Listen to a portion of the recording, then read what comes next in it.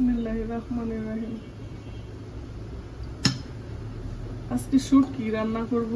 এটা আমাদের এলাকায় অনেক একটা ফেমাস একটা রেসিপি।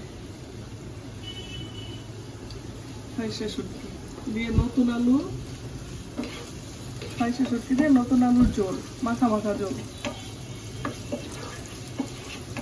পেঁয়াজ আর রসুনটা দিয়ে দিলাম। এর সাথে আমার পরিষ্কার করা আছে শুটকিগুলো ভালো করে। ফাইসা শুটকি, অনেকে বাঁশপাতা শুটকিও বলে, শুকনা যেটা এটা।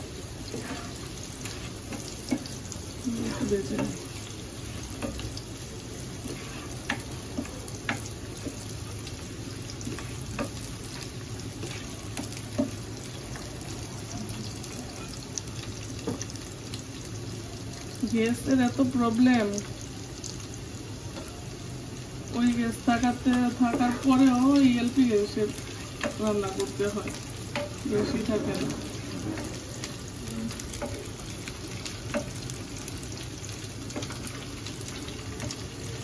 এটার মধ্যে এত মশলা লাগে না, রসুনটাই মেন।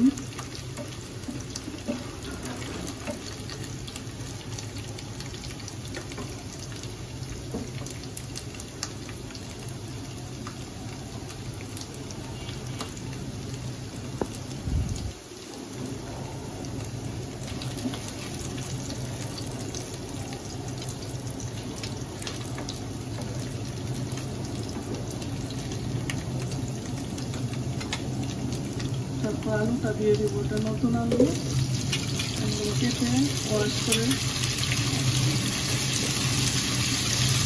আর শুটকির আলুটা গুল করে কাটতে হয়, তাহলে দেখতে ভালো লাগে।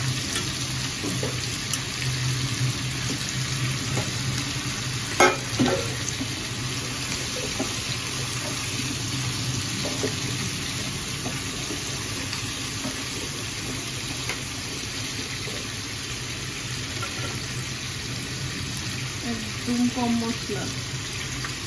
ধনিয়া গুঁড়া দিলাম 1 চামচ, হাফ চামচ হলুদ,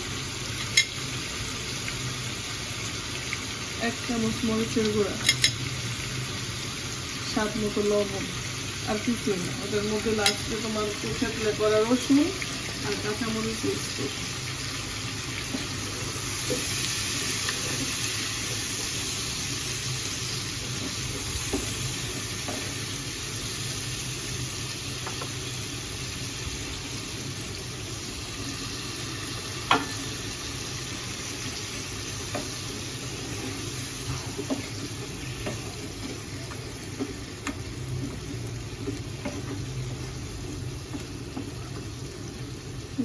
একটু ডেকে দিই, সিদ্ধ হবে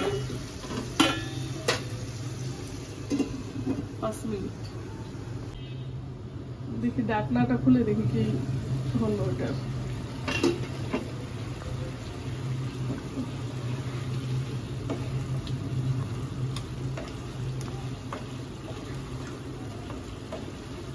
2-1 বার করে ঢাকনাটা খুলে একটু নেড়ে দিতে হয়। নেড়ে দিচ্ছিলাম, ঝোলটা দিয়ে দিই।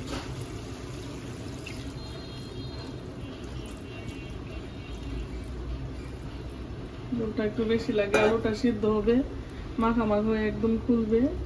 আর শুটকির মধ্যে তো থেতলে করা রসুন আর কাঁচামরিচ দিয়ে দিলাম উপরে, তাহলে একটা মিষ্টি গন্ধ আসে শুটকির, সুন্দর। সোজা ঝটপট রান্না, 10 মিনিট রেখে দিলেই কমপ্লিট রান্না। ঢাকনা খুলে দেখি কি অবস্থা। একদম পারফেক্ট হয়ে গেছে।